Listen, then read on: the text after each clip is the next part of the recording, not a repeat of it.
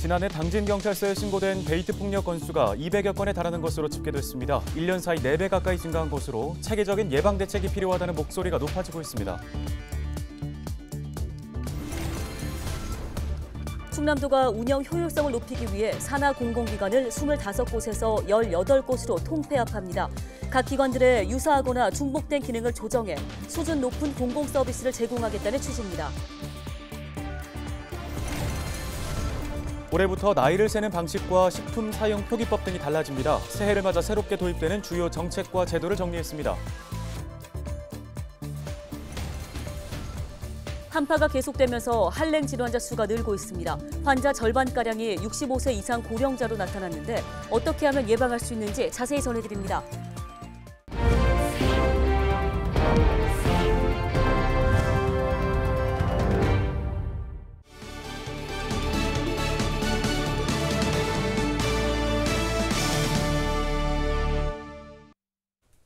시청자 여러분 안녕하십니까? 헬로티비 뉴스입니다.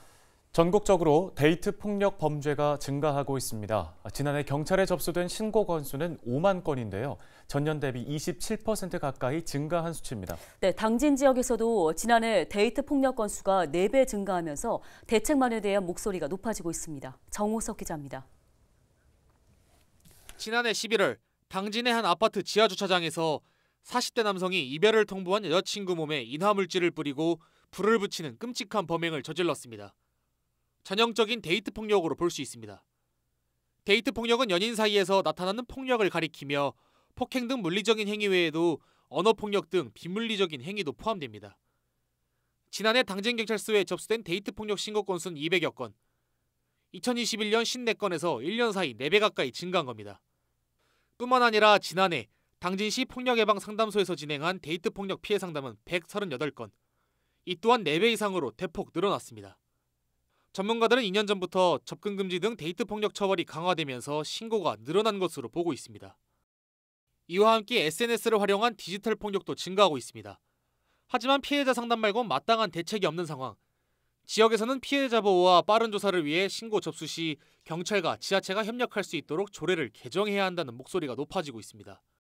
교육청, 경찰서, 검찰, 그리고 지자체 이렇게 하고 지역의 여성들 그리고 지역의 지역 주민들, 당진 시민들과 같이 인식이 개선이 돼야 되고 정책적 추진이 같이 연대해서 돼야 되는 문제지 어느 한 곳만 돼서는 아니 된다는 거 생각을 해요.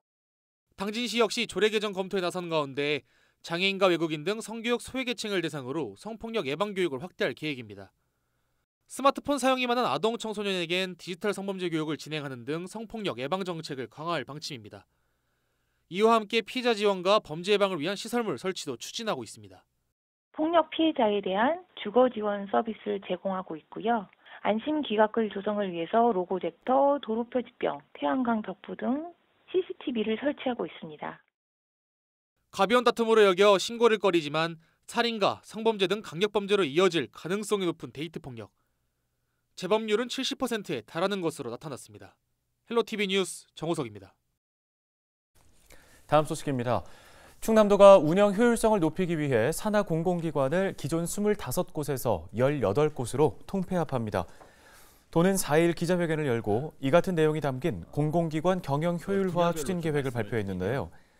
도는 수준 높은 공공 서비스를 제공하기 위해 각 기관들의 유사하거나 중복된 기능을 조정한 통폐합을 추진한다고 설명했습니다. 통합기관 본원은 내포 신도시에 두며 공공기관 인사와 직원들의 복리후생 제도도 개선해 직원들의 처우가 낮아지지 않도록 한다는 방침입니다. 이와 함께 도는 출자 출연기관장의 임기를 도지사와 일치시켜 원활한 도정 운영에 나서겠다고 밝혔습니다. 18년 대비를 하면은 공공기관 수는 5개가 늘어났고 출연금 지원 규모는 한 40%, 인력은 한 37%가 증가한 그런 현황이 되겠습니다. 이에 충청남도에서는 지금 8월 말부터 전문기관을 통해 가지고 이런 공공기관에 대한 그런 통폐합 및 경영 효율화 방안을 계속 분석해 왔고. 새해를 맞아 달라지는 것들이 있습니다. 대표적으로 만 나이 사용이 있는데요. 네, 작년과 달리 올해 새롭게 바뀌는 정책과 제도를 정리해봤습니다. 이나라 기자입니다. 새해 들어 나이를 세는 방식이 바뀝니다. 세는 나이와 연나이가 생일을 기준으로 한 살씩 더해 나이를 세는 만나이로 통일되는 겁니다. 시민 반응은 엇갈렸습니다. 만나이 쓰는 게 좋죠. 헷갈리지 않고 좋죠. 한 가지만 사용하니까. 좀 혼란스러울 것 같은데 지금까지 해왔던 것이 갑자기 바뀌니까. 만나이가 적용되면 올해 태어난 아기는 0살로, 돌까지는 개월수로 표시합니다. 1일부터 일상에 드러난 변화도 있습니다. 식품 사용 표기가 유통기한에서 소비기한으로 바뀝니다. 실제 음식을 먹을 수 있는 날짜인 소비기한이 적혀 소비자 편의를 높인 겁니다. 여기 진열된 콩나물에는 유통이 가능한 일자인 유통기한과 먹어도 되는 기한인 소비기한이 표시되어 있습니다. 올해는 계도기간으로 유통기한도 함께 표시됩니다. 식품의약품안전처는 두부는 23일, 빵류는 31일, 햄은 57일로 소비기한을 적용할 수 있다고 밝혔습니다. 최저시급이 작년보다 5% 올랐습니다. 올해는 9,620원으로 전보다 460원 인상됐습니다. 하루 8시간 주 5일 일하면 한 달에 201만 580원을 받을 수 있게 됩니다. 영아수당은 부모급여로 확대 개편됐습니다. 1월부터 만 0세 아동에게 월 70만 원, 만 1세에게는 월 35만 원의 부모급여가 지급될 예정입니다. 아이 나이와 관계없이 지원됐던 수당이 아이 성장에 맞춰 부모급여로 지급되는 겁니다. 주택 청약제도도 바뀌었습니다. 무주택자라면 어디에 살든지 추가 모집하는 무순위 청약을 신청할 수 있습니다. 거주지역 요건이 폐지됐기 때문입니다. 휘발유 유류세가 올랐습니다. 휘발유를 살 때 붙는 유류세 인하폭이 작년 37%에서 25%로 줄었기 때문입니다. 경유는 작년과 같은 인하폭 37%를 유지하고 있습니다. 헬로티비 뉴스 이나라입니다.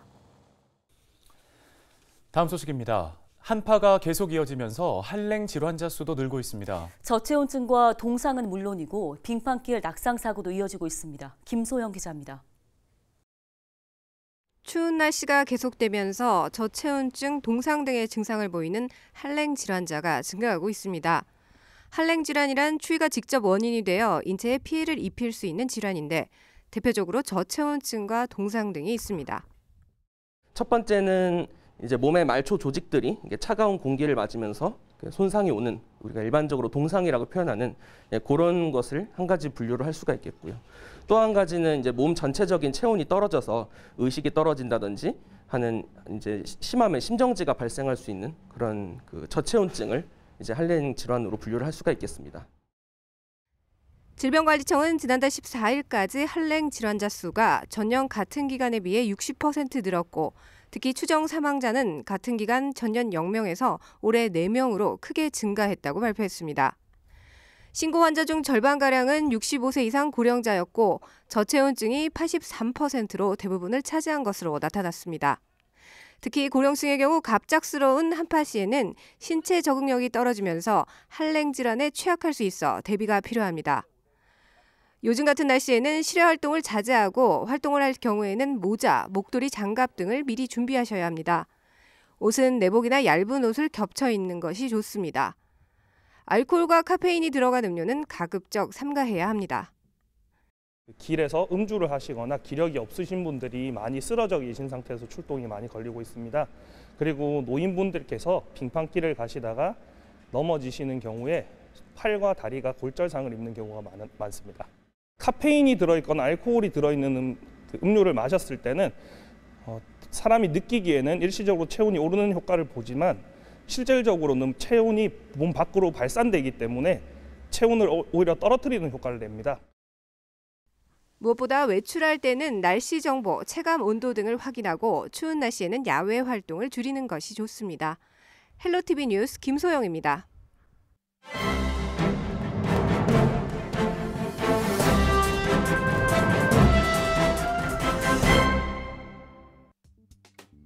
신문 브리핑입니다. 고향사랑 기부제가 시행된 가운데 최재구 예산군수와 이용록 홍성군수가 사이좋게 상대 지역에 기탁한 사실이 알려져 그 배경에 관심이 쏠리고 있습니다. 내포 신도시 이웃인 홍성군과 예산군은 그간 의병기념관 건립 등 주요 현안을 두고 갈등 관계를 빚어왔는데요. 김태흠 도지사 역시 최근 양 군의 갈등 관계가 걱정이라며 우려를 표하기도 했습니다.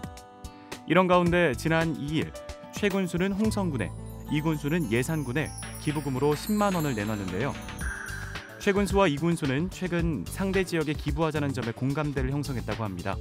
사전에 조율했다는 얘기겠죠. 특히 양 군이 더 이상 갈등하고 경쟁하는 관계가 아닌 화합하고 상생하자는 점에 상대 지역에 기부를 하자고 뜻을 모은 것으로 파악됐습니다. 최 군수는 2일 신문과의 통화에서 이 군수에게 예산과 홍성이 하나 된 모습을 보여주자고 제안했고 이 군수도 같은 생각을 갖고 있었다고 말했습니다. 이어 이날 영상으로 진행된 시장 군수 신년 인사에서 김 지사에게 홍성군과의 관계 속에서 갈등과 반목을 넘어 상생 발전할 수 있도록 역할을 해달라고 건의한 사실을 공개했습니다. 내포 신도시를 중심으로 양 군의 동반 성장 필요성을 피력했다는 건데요. 계속해서 최 군수는 홍성군과 싸울 일이 없다며 이 군수와도 앞으로도 자주 소통할 것이라고 덧붙였습니다. 이 군수 역시 같은 입장을 보였는데요. 이 군수는 신문과의 통화에서 예산군은 동반자 관계라면서 앞으로도 지속해서 상생 발전하는 모습을 보여주고 싶다고 말했습니다. 이어서 내포 신도시를 중심으로 양 군은 상생해야 하는 상황이라며 수시로 최 군수와 만나 이야기하고 싶다고 강조했습니다. 신문 브리핑이었습니다.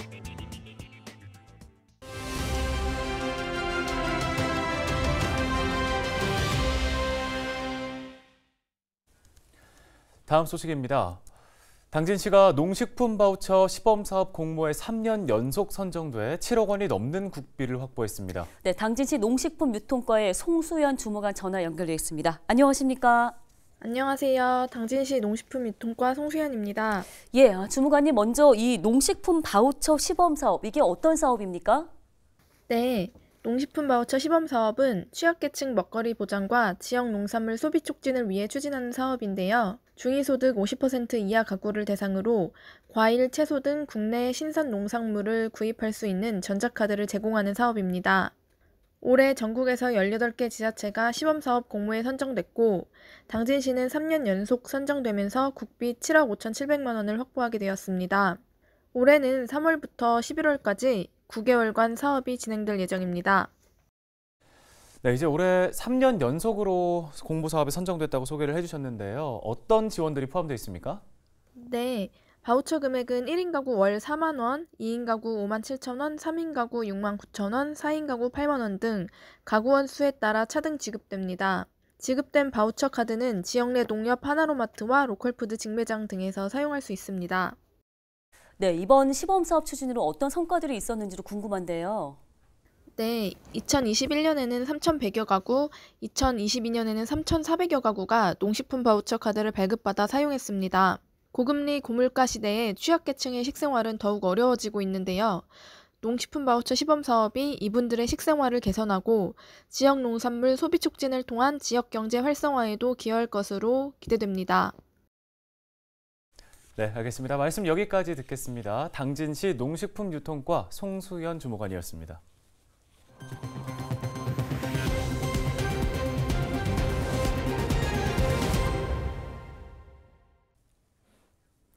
다음 소식입니다. 서산 천수만 버드랜드에서 천연기념물 황새 한 쌍이 살객에 물려 죽은 사실이 뒤늦게 밝혀졌습니다. 버드랜드는 지난달 20일 인공방사장 안에서 황새 2마리가 몸 일부를 물린 채 죽어있는 것을 발견했다고 전했는데요. 또 같은 날 오전 6시쯤 CCTV를 통해 삭 1마리가 방사장 천장 그물 안으로 들어가는 것을 확인했다고 덧붙였습니다. 버드랜드는 시설을 보강한 뒤에 예산 황새공원, 문화재청과 협의한 이후 새 황새를 입식할 예정입니다. 홍성군 천수만 바다에서 굴 수확이 한창입니다. 홍성군 내 굴 채취가 가능한 어장은 17곳으로 2020년부터 생산량이 증가하고 있습니다. 홍성군은 올해도 겨울철 저수온과 저염분 피해가 없고 기상 여건이 좋아 크기가 적당하고 맛이 좋다고 전했습니다. 오늘 준비한 소식은 여기까지입니다. 네, 시청해주신 여러분 고맙습니다.